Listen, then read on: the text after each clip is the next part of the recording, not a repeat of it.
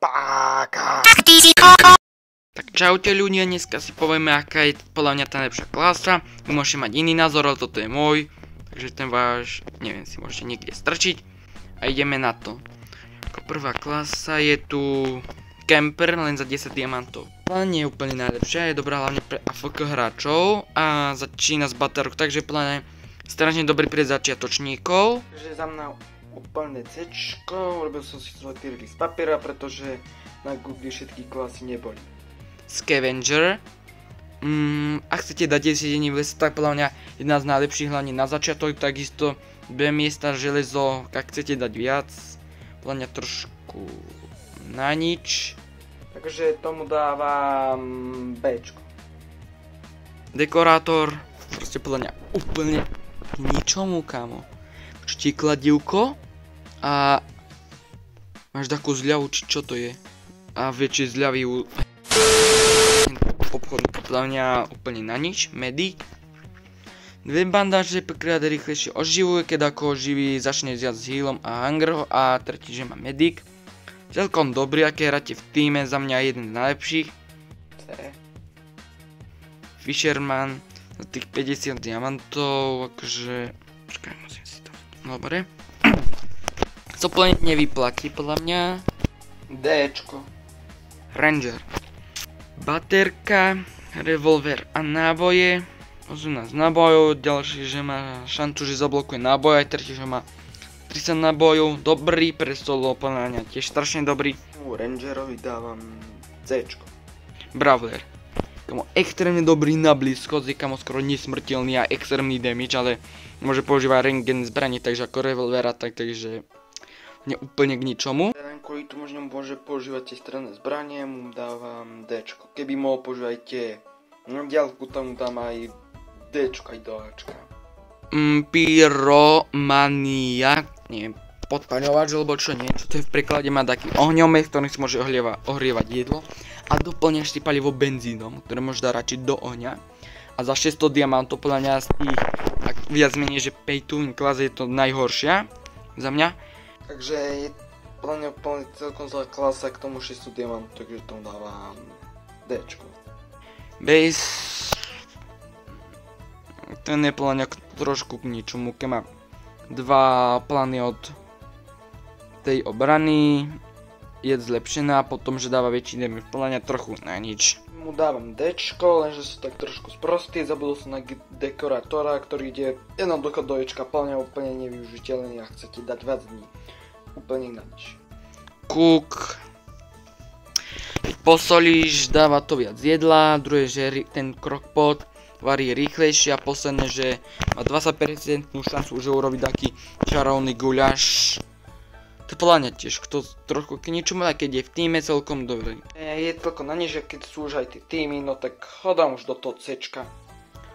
Hunter, 2 medvede pace a padá mu meso navyše.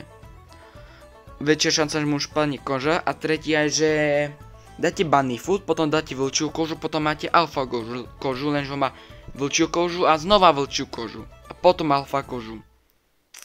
Podľa mňa celkom stredná, hlavne tie medvedie pase, tam môžu rýchlo dieťa oslobodiť, potom meso, to sa tiež hodí na jedlo a spadne kožu navyše, čo je väčšia šanca, takže to je podľa mňa tiež dobré. To dávam, mám ho neviem prečo rád, tak ho dám do Cčka. Lumberjack, dobrá sekera, 20% šanca, že mu spadne navyše drevo, druhá sapling navyše, takže strašne dobré, keď chcete robiť tú biesku zo stromplania, jedna z najlepších. A posledne, že mu spadnú až 2 dreva. Ho dám do Ačka, podľa mňa strašne dobrý, ale je lepší, ale dobrý podľa mňa aj hlavne do tú Woods farmu. Farmer. Stojí 80 diamantov, má krhlu, ktorú keď poleje tú záhradku, tak mu tam narastú tie kvice. Potom, ak zasadí strom, môže narast jabloň. A... ja nemá neviem, ale... podľa mňa za tých 80 si môžete radšej Lumberjack alebo toho Rangera, úplne jedna z najhorších. Podľa mňa tiež chce Ečko úplne k ničomu, hlavne na zabavu je celkom dobrý, ale proste Ečko podľa mňa úplne na nič, kámo. Berserker, neviem čo to znamená, má medic Keď sa z prvú smrť, keď zomre, ďalší krát sa samoživí, kamo. To je strašne rienie OP podľa mňa. Ďalšie je... keď sa oživí, no tak... Čo? Nie, že to je...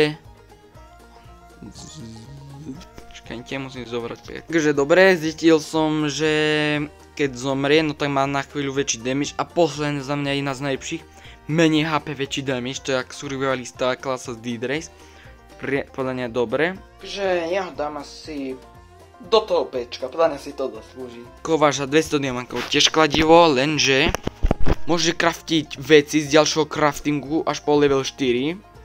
Potom má dve random crafting recepty z väčšiu zľavu. A tretie je, keď vyrába dačo, tam má šancu, že mu spadne skrep. Nie, akože do týmov veľmi dobrá za tá cena. Že ho dám do C-čka.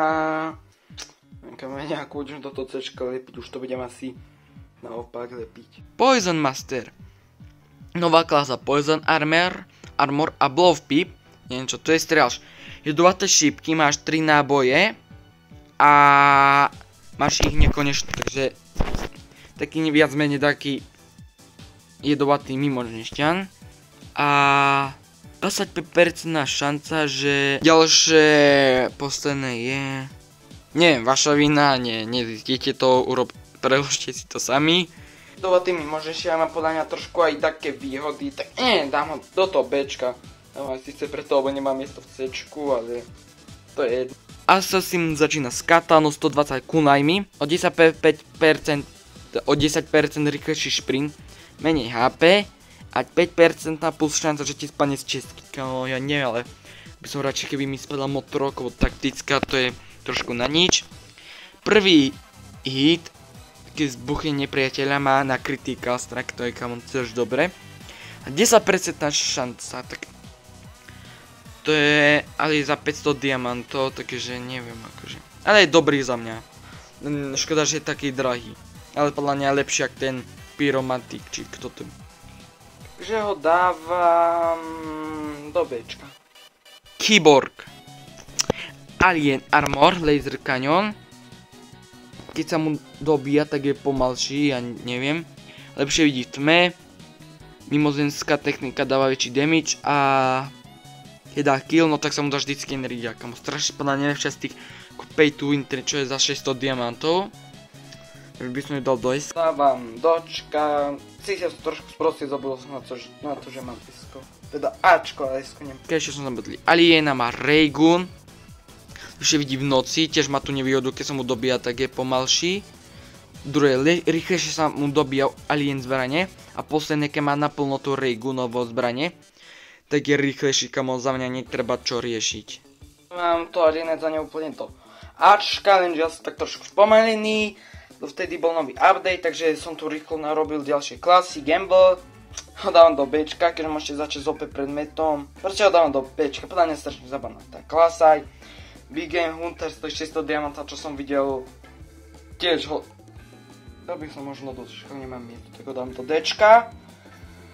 A šéf kuchár, to dám do Bčka, kam začína s tým väčším krok potom, čo môžete jedla variť. Som mal opak, nevadí. A support, toho by sa dal fakt do Cčka, tak to dám. Tak toto je môj finálny tier list, toto je môj názor, dúfam, že sa vám video páčilo. Nezabudnite dať like a odber. A lúčime sa, uvidíme sa v ďalšom videu. Čaute.